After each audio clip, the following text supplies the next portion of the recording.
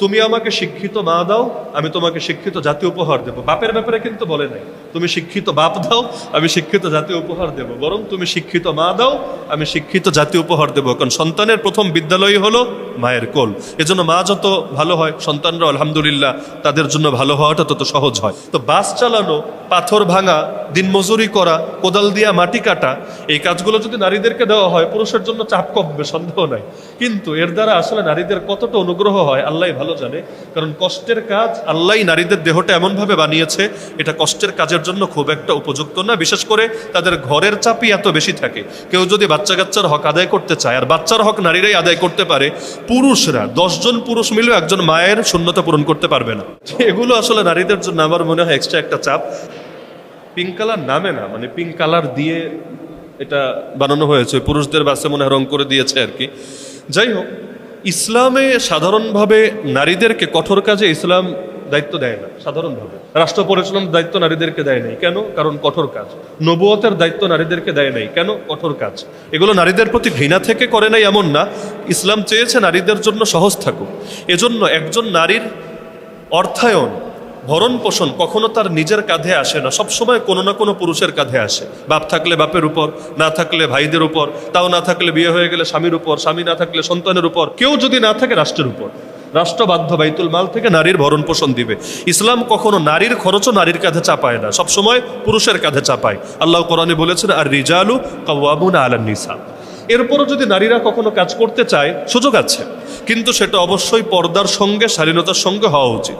যেমন অতীত যুগেও হয়েছে, নারীরা বিভিন্ন ক্ষেত্রে বিভিন্ন অবদান রেখেছে। কেউ হাতের কাজ করত, সেলাই করত, বিভিন্ন কাজ করত, যার দ্বারা দেশ ও জনগণ উপকৃত হতো। তো বাস চালানো, পাথর ভাঙা, দিনমজুরি করা, কোদাল দিয়া মাটি কাটা, এই কাজগুলো যদি নারীদেরকে দেওয়া হয়, পুরুষের জন্য চাপ কমবে, সন্দেহ নাই।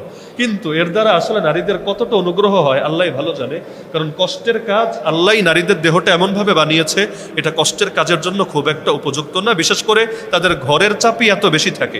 কেউ যদি বাচ্চা কাচ্চার হক আদায় করতে চায়, আর বাচ্চার হক নারীরাই আদায় করতে পারে, পুরুষরা 10 জন পুরুষ মিলেও একজন মায়ের শূন্যতা পূরণ করতে পারবে না। এটাই স্বাভাবিক। 10 পুরুষও যদি চেষ্টা করে, একজন মায়ের শূন্যতা কখনোই পূরণ করা পসিবলই না। এজন্য যেই বাচ্চারা মায়ের কাছে বড় হয় না, ওই বাচ্চারা একরকম হয়, আর যারা মায়ের আদরে মায়ের কোলে বড় হয় তারা আরেক রকম হয়। এজন্যই তো কথা আছে, তুমি আমাকে শিক্ষিত মা দাও, আমি তোমাকে শিক্ষিত জাতি উপহার দেব। বাপের ব্যাপারে কিন্তু বলে নাই তুমি শিক্ষিত বাপ দাও, আমি শিক্ষিত জাতি উপহার দেব, বরং তুমি শিক্ষিত মা দাও, আমি শিক্ষিত জাতি উপহার দেব। কারণ সন্তানের প্রথম বিদ্যালয় হলো মায়ের কোল।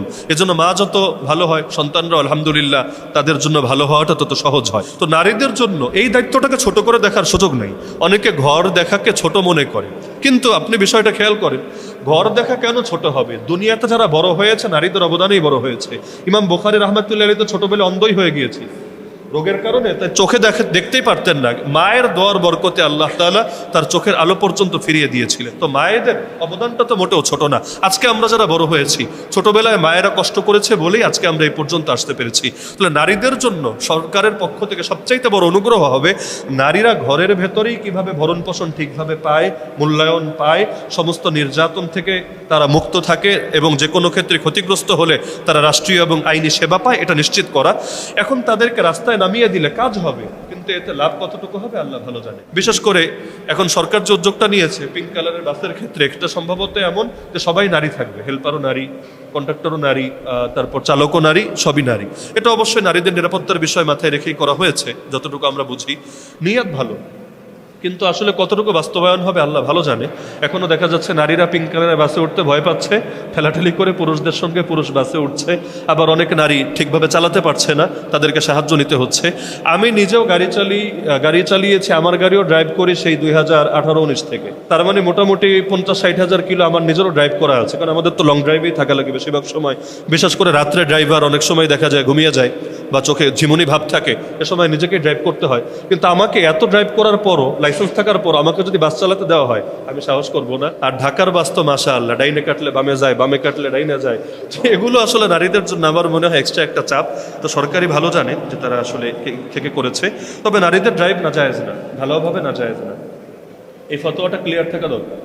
এমনকি কোনো নারী যদি পার্সোনাল গাড়ি নিজে ড্রাইভ করে, আমি মনে করি এটা ওই দৃশ্যের চাইতে ভালো যে পুরুষের সঙ্গে বাসের মধ্যে ঠেলাঠেলি করে এ গায়ে হাত দেয়, ওই করে ও সেই করে, ওইটার চাইতে ভালো আমি মনে করি।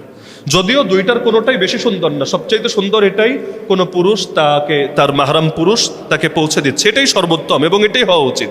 কিন্তু বাই চান্স কারো এমন ব্যবস্থা নাই, সেই ক্ষেত্রে আমি মনে করি পুরুষের সঙ্গে গায়ে ঠেলাঠেলি করার চাইতে নিজে যদি স্বাধীনতার সঙ্গে পর্দার সঙ্গে কেউ ড্রাইভ করেও এটাকে নাজায়েজ বলার সুযোগ নেই, ঢালাও ভাবে নারীদের ড্রাইভকে নাজায়েজ বলে, এটা আমি সমর্থন করি না। শর্ত সাপেক্ষে এটা বৈধও হতে পারে, বিশেষ শর্ত সাপেক্ষে অবৈধও হতে পারে। যদি সেটা পর্দার বিধানকে লঙ্ঘন করে, স্বাধীনতাকে লঙ্ঘন করে, যদি সেটা সমাজের মধ্যে ফিতনা সৃষ্টি করে, তাহলে ভালো মন্দ উভয়টাই আছে। ফতোয়া এত পানি ভাত বানায় ফেলেন না যে আপনার আবেগের সাথে সাংঘর্ষিক হলেই ঢালাওভাবে সবকিছুকে হারাম বলে দিবেন। সমাজের জরুরত কিছু বিষয় আছে। উমরি কাজা নামাজ কখনো কিভাবে পড়তে হবে, আর ছেলে মেয়েদের নামাজ কত বছর বয়সে ফরজ হয়? উমরি কাজা মানে হলো, ওমর মানে জীবন, উমরি কাজা মানে জীবনভর যত কাজা নামাজ জমেছে এগুলো আদায় করা। আমাদের দেশে সালাফি ভাইয়েরা একটা মত প্রচার করে যে যারা নামাজ ত্যাগ করে, নামাজ পড়ে না, এরা হলো কাফের। এবং এই পক্ষে একটা হাদিস দেখায়, আল্লাহ রাসূলের হাদিস, মান তারাকা সলাতা মুতাআম্মিদান ফাকাদ কাফারা, যার অর্থ হলো যে ব্যক্তি ইচ্ছাকৃত নামাজ ছেড়ে দিল সে কুফরি করলো। হাদিসটা সহিহ, কোনো সন্দেহ নেই। কিন্তু এই হাদিস যেমন সহিহ, আজকে জুম্মার বয়ানে আমরা একটা হাদিস শুনিয়েছিলাম, যে ব্যক্তি তার মুসলমান ভাইয়ের সঙ্গে 3 দিনের বেশি সম্পর্ক ছিন্ন করে রাখে সে কুফরি কাজ করলো, ওই হাদিসও তো সহিহ। কিন্তু এই ফতোয়া তো কেউ দেয় না যে 3 দিনের বেশি রাগ করে থাকলে, সম্পর্ক ছিন্ন করে থাকলে আসলেই সে কাফের হয়ে যাবে। বরং বোঝে কাজটা কুফরি কাজ বা কাফেরদের মতো কাজ করা উচিত না, কিন্তু কেউ যদি করে, কাজ ভালো করে নাই কিন্তু তাই বলে তার বেঈমান বলা যাবে না, কাফের বলা যাবে না, মুরতাদ বলা যাবে না, সে মুসলমান কিন্তু সে একটা পাপ করেছে এবং নবীজির নির্দেশ লঙ্ঘন করেছে। একইভাবে যারা নামাজকে ফরজ মনে করে কিন্তু অলসতা বশত, গাফলতি কারণে নামাজ পড়ে না, অধিকাংশ ইমামের মতেই তাদেরকে কাফের বলা হয় না, বরঞ্চ তাদের এই কাজটা কাফেরদের মতো কাজ, ভয়ঙ্কর কবিরা গুনাহের কাজ, এমনকি এটাও তার জাহান্নামে যাওয়ার জন্য যথেষ্ট হতে পারে। কিন্তু সে যদি নামাজকে বিশ্বাস করে ফরজ হিসাবে, তাহলে তাকে কাফের বলা যায় না। তো এখন সালাফি ভাইরা যেহেতু মনে করে নামাজ ইচ্ছাকৃত না পড়লে কাফের, এজন্য তাদের কাছে উমরি কাজা বলতে কিছু নাই। কেন? কারণ যে মনে করেন 10 বছর, বিগত 10 বছর নামাজ পড়ে নেই, ও তো 10 বছর কাফেরই ছিল। তো কাফের থেকে এখন নামাজ পড়া শুরু করেছে, সে নতুন মুসলমান হয়েছে। তো কাফেরের দিনে কি পড়লো কি পড়লো না এটা তো আর দেখার বিষয় না, সে তো নও-মুসলিম, এখন থেকে পড়লেই হবে। এজন্য তারা বলে যে পুরনো নামাজ কাজা করা লাগবে না, কারণ তুমি তো কাফেরই ছিলা, কাফেরের টাইমে আর কিসের কাজা। কিন্তু জটিলতা হলো, এভাবে বললে তাকে কাজা থেকে হয়তো বাঁচাতে পারবেন, কিন্তু তার এই কয়দিনে যে বউয়ের সঙ্গে মেলামেশা করেছে, বাচ্চা কাচ্চা যে হয়েছে, আরো বহুত কিছু যে হয়েছে, এগুলোর কি করবেন? কাফেরের দিনে যা করেছে, যদি এমন হয় বউ নামাজি স্বামী বেনামাজি, তাহলে মেলামেশাও তো এতদিন জিনা হয়েছে, বাচ্চা কাচ্চা হলে বাচ্চা কাচ্চাও তো যার সন্তান হয়েছে। তাহলে নামাজ থেকে বাঁচাতে গিয়ে তার যে পরিবারই শেষ করে দিলেন, তাকে যে আরো হুমকির মুখে ফেলে দিলেন, এটাও তো খেয়াল রাখতে হবে। এজন্য মনে রাখবেন, 1 ওয়াক্ত নামাজ ছুটে গেলে এটা যেমন কাজা করতে হয়, 5 ওয়াক্ত নামাজ ছুটে গেলে যেমন কাজা করতে হয়, 50 ওয়াক্ত, 100 ওয়াক্ত, 5000 ওয়াক্ত যদি হয়, সংখ্যা বাড়লেও আপনাকে কাজা করতে হবে। ঋণ কারো থেকে 10 টাকা ঋণ নিলেও পে করতে হয়, আর 1 কোটি টাকা ঋণ নিলেও পে করতে হয়। যদিও বাংলাদেশে নেতা হলে আবার করা লাগে না, ঋণ খেলাপি করে করেও, সিস্টেম করে করে দেশে এমপি মন্ত্রীও হওয়া যায়, কিন্তু নিয়ম তো এটাই, 10 টাকা নিলেও দিতে হয়, আর 10 কোটি টাকা নিলেও দিতে হয়। একইভাবে নামাজ 2 ওয়াক্ত কাজা করলেও কাজা করতে হবে, আর যদি আপনি 5000 ওয়াক্ত হয়ে যায় তবুও ধীরে ধীরে ধীরে কাজা করতে হবে। এখন বলবেন মনে তো নাই কোন দিনেরটা কবে কাজা হয়েছে না হয়েছে। সহজ জবাব, যখনই নামাজ পড়বেন নিয়াত করবেন যে আমার জিম্মায় যেই কয় ওয়াক্ত বাকি আছে এর মধ্যে আমি প্রথমটা আদায় করছি। এখন বলবেন দ্বিতীয় দিন কি করবো? হ্যাঁ, দ্বিতীয় দিনও প্রথম, তৃতীয় দিনও প্রথম, কারণ ভান্ডার কমার পরেও আপনার একটা না একটা তো প্রথম থাকবে। যেমন ধরেন আমি আজকে নিয়ত করলাম আমি আমার জীবনে যত জোহর কাজা আছে এর মধ্যে প্রথমটা আমি আজকে আদায় করলাম, আবার পরের দিন নিয়াত করলাম যতগুলো কাজা আছে প্রথমটা আদায় করলাম, সমস্যা নাই। এটা যেই তারিখেরই হোক, যেই মাসেরই হোক, আমার ধীরে ধীরে কমতে থাকবে ইনশাআল্লাহ। এজন্য যাদের জিম্মাদারিতে কাজা নামাজ আছে, আমি বলবো নফল পড়ার চাইতে আপনাদের কাজা আদায় করা বেশি উত্তম। নফল নামাজ পড়ার চাইতেও কাজাগুলো কমানো আপনাদের জন্য বেশি উত্তম, কারণ কাজাটা তো ফরজ আর নফল তো নফল। এখন পরনে নাই লুঙ্গি, আপনি আছেন পাগড়ি নিয়ে চিন্তায়, পাগড়ি পরে পরবেন, আগে লুঙ্গি ঠিক করেন, লুঙ্গির ব্যবস্থা করেন। এজন্য যাদের জিম্মাদারিতে কাজা আছে আপনারা নফলের চাইতেও কি করবেন? কাজা পড়বেন। ডেইলি একটু একটু কমানোর চেষ্টা করেন, 5 ওয়াক্ত, 10 ওয়াক্ত, 20 ওয়াক্ত, যখন যতটুকু টাইম পান। আর নামাজ ফরজ হয় মৌলিকভাবে যখন মানুষ বালেগ হয়, প্রাপ্তবয়স্ক হয়। প্রাপ্তবয়স্ক মানুষ সবাই এক বয়সে হয় না, কোনো ছেলে 12 বছরেও হতে পারে, কেউ 13 বছরেও হতে পারে, মেয়েদের ক্ষেত্রে একই কথা।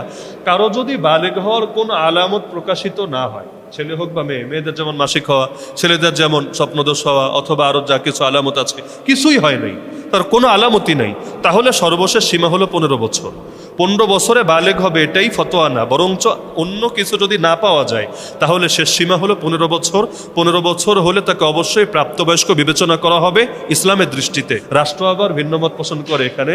রাষ্ট্র বলবে মেয়ে হলে 18 বছরের আগে তুমি নাবালেগ, 17 বছর 11 মাস 30 দিন হয়েছে, এখন 31 নম্বর দিন হয় নাই, এখনো তুমি নাবালেগ, রাত 12টা ক্রস করে যেই মাত্র 18তে পড়বে সঙ্গে সঙ্গে তুমি বালেগ। এটা রাষ্ট্রের সীমা, কিন্তু ইসলামের সীমা হলো আলামত প্রকাশিত হওয়ার সঙ্গে। কেউ 12 বছরেও হতে পারে, 13 বছরেও হতে পারে, আর একান্ত কিছু যদি না পাওয়া যায় তাহলে সে বালেগ হবে যখন তার বয়স 15 হবে।